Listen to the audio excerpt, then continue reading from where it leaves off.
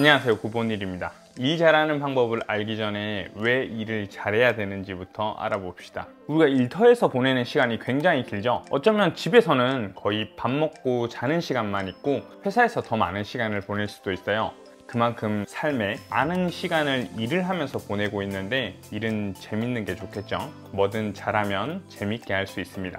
일을 쉽게 하고 사람들한테 인정을 받으면서 성장하면 마치 RPG 캐릭터에서 치트키를 쓴 인생 같아요. 롤에서 나는 풀템인데 다른 사람들이 원코어, 투코어 템만 가지고 있으면 기분이 어떻죠? 게임이 너무 쉽고 동료들이 나만 믿고 의지하죠? 인생에서도 그런 기분이 들게 일을 잘해야 됩니다. 그럼 일을 잘하는 사람의 조건 8가지를 알아봅시다. 첫 번째, 상사의 시간을 줄여주는 사람입니다. 직장에서 일을 잘한다는 것은 상사의 시간을 줄여주는 것입니다. 무언가 지시를 했는데 원하는 것을 한 번에 해내거나 상사가 생각하지 못했던 문제점까지 해결하면서 일 처리를 하는 것이죠. 반대로는 일을 시켜놨는데 엉뚱한 방향 또는 비효율적으로 해서 다시 지시하거나 일을 알려준다면 손이 굉장히 많이 갑니다. 상사 입장에선 속이 터지죠. 제가 어떻게 수습을 통과했냐? 대학 나왔다는 애가 왜 저러냐? 이런 말이 나오면 일을 못하고 있는 거고 좋은 평가를 받기도 힘듭니다.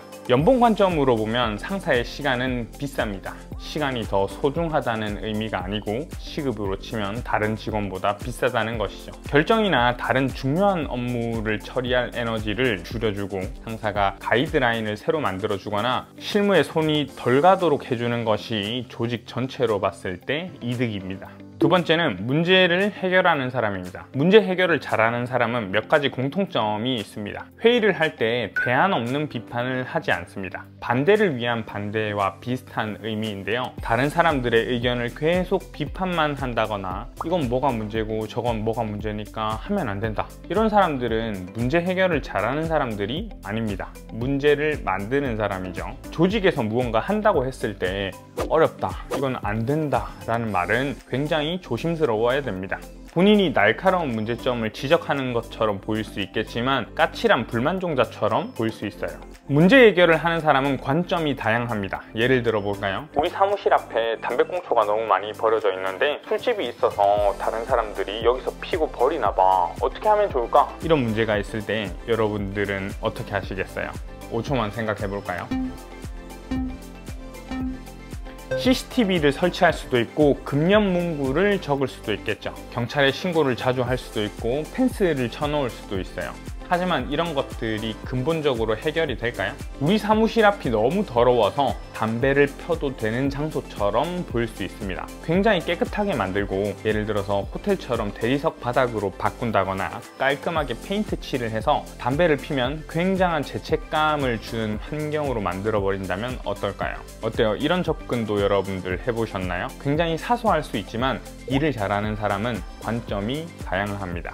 세 번째는 본질을 꿰뚫고 큰 시야를 가진 사람입니다. 일의 본질은 왜라는 의문에서 시작합니다. 이 일을 왜 시작했지라고 생각해 봅시다. 지시를 받는 사람 입장에서 생각을 해보면 이 일은 왜 나에게 시켰는지 상황을 모르고 하는 일은 잘못하고 있을 가능성이 큽니다. 예를 들어 봅시다. 고객들에게 휴업 공지를 해야 됩니다. 이 일을 맡아주세요 라고 지시를 했으면 문자 메시지도 해야 되고 홈페이지에 공지도 하면서 고객들에게 연락을 취해야 됩니다. 목적은 예약된 고객들이 헛걸음을 하지 않게 만드는 것이죠. 휴업 공지를 해야 됩니다 라는 지시를 듣고 그 다음 무언가를 해야 될지 모른다면 일의 본질을 모르는 것입니다. 나영석 PD님은 굉장히 여러 예능을 성공시키는 걸로 유명하죠. 그가 기획한 프로그램을 보면 항상 본질을 뚫는 낯선 것과 새로운 것들이 잘 조합되어 있습니다. 꽃보다 할배라는 프로그램을 보면 익숙한 여행 컨셉이랑 노년 배우를 함께 출연시켜서 새로운 느낌을 줬습니다. 그리고 그들이 즐겁게 여행을 하는 것이 이 일의 본질입니다. 일을 잘하는 사람은 남들이 놓치는 것을 캐치해내면서 본질을 파악합니다. 일잘러의 네 번째 조건은 우선순위를 설정하는 것입니다. 일을 못하는 사람은 성과는 없는데 늘 바쁘기만 합니다. 무엇을 집중해야 될지, 무엇을 적당히 해야 될지 판단을 못해서 그런 건데요. 회사에 가면 당장 급하게 일 처리를 하는 것이 아니라 오늘의 할 일의 우선순위를 먼저 정해봅시다. 가장 급한 건 무엇이고 오늘, 내일 계속 해야 되는 것은 무엇인지, 어디에 집중을 해야 되고 어떤 것들을 위임해야 될지 정리합시다. 이 정리가 없이 일을 하면 이것보다 이게 급하잖아, 왜 이런 것에 에너지를 쏟고 있어, 이런 피드백을 들을 거예요. 5번째입니다. 일을 만드는 능동적인 사람입니다. 제가 회사 생활을 할 때 가장 듣기 싫은 말, 그리고 무능한 사람들이 자주 했던 말인데요. 기획팀에서 일을 안 줘서 작업을 못하고 있다. 팀장님이 업무 배분을 안 해준다. 이렇게 말을 하는 사람이 있습니다. 이게 책임을 회피하는 말이기도 하고 나는 누군가가 시켜야지만 일을 할 수 있다고 광고하는 아주 무능한 발언입니다. 일을 잘하는 사람은 팀장이 다음 일을 주지 않더라도 알아서 일을 할 수 있어야 됩니다. 다음 목표는 무엇인지, 우리 조직이 필요한 것은 무엇인지 파악해서 알아서 일을 센스 있게 깔끔하게 마무리하는 것이죠. 다음 업무에 대한 R&D를 한다거나 다른 사람의 일을 도와주는 것도 좋습니다. 회사 생활을 하면서 저 일이 없는데요? 이런 무능한 소리는 하지 않도록 합시다. 딜잘러의 조건 6번째입니다. 일정을 잘 지킵니다. 관리 업무나 PM 업무를 하다 보면 일정을 물어보게 되는데요. 이건 언제쯤 끝날까요? 이때 본인의 일이 익숙하지 않는 사람은 잘 모르겠다는 답변이 나와요. 방어적으로 일정을 길게 잡아도 됩니다. 더 완벽하게 하면 되니까요. 일정을 이야기해줘야 관리자도 연계되는 업무나 다음 업무를 지시할 타이밍을 잡을 수 있게 되어서 편합니다. 그리고 일정을 잘 지키는 것은 책임감과도 연관되어 있습니다. 본인이 이때까지 하겠다고 했으면 집중력을 발휘해서 최대한 일정을 맞춰주는 것이죠. 일잘러의 조건 7번째입니다.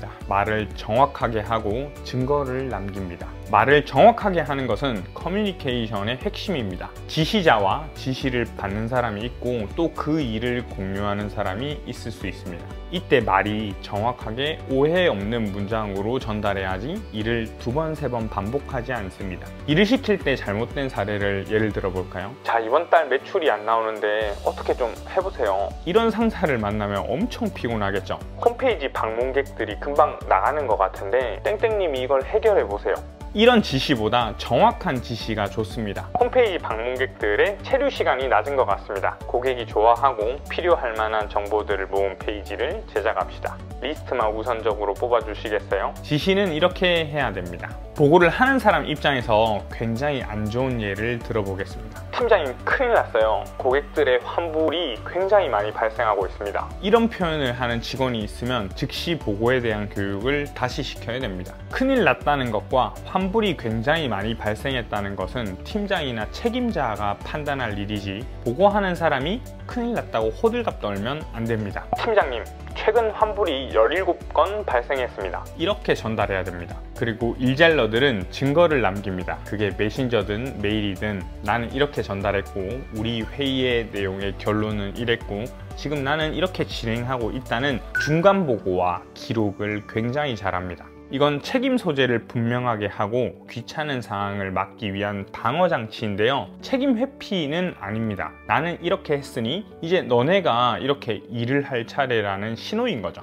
일잘러의 조건 마지막 8번째는 인성이 좋다입니다. 과거에는 제가 일 잘하는 소시오패스들을 인정했습니다. 저들은 굉장히 까칠하고 불편하고 자기밖에 모르지만 능력이 괜찮으니까 인정하자 라고 생각을 했는데, 하지만 제가 관리자가 되고 대표가 되니까 생각이 완전 바뀌었습니다. 인성이 안 좋은 사람은 다른 잘하는 사람을 퇴사하게 되는 결정적인 이유가 되더라고요. 다른 사람을 불행하게 하는 사람은 결과적으로 일을 못하는 사람입니다. 그 사람이 일 처리가 빠르거나 기술이 뛰어나더라도 내보내야 되는 것이 맞더라고요. 지금까지 일잘러의 조건 8가지였습니다. 여러분들도 일을 잘해서 치트키를 쓴 인생처럼 업무를 편하게 하고 행복했으면 좋겠습니다. 야, 저 친구 참 일 잘한다. 다음 회사에서도 같이 일하고 싶다. 이런 말을 들으면 정말 뿌듯하겠죠? 여러분들은 이 8가지 중 몇 개나 해당되시나요? 또 제가 놓치고 있는 일 잘하는 사람의 조건이 있다면 댓글로 남겨주시겠어요? 이것으로 콘텐츠를 마치겠습니다. 행복한 하루 되세요.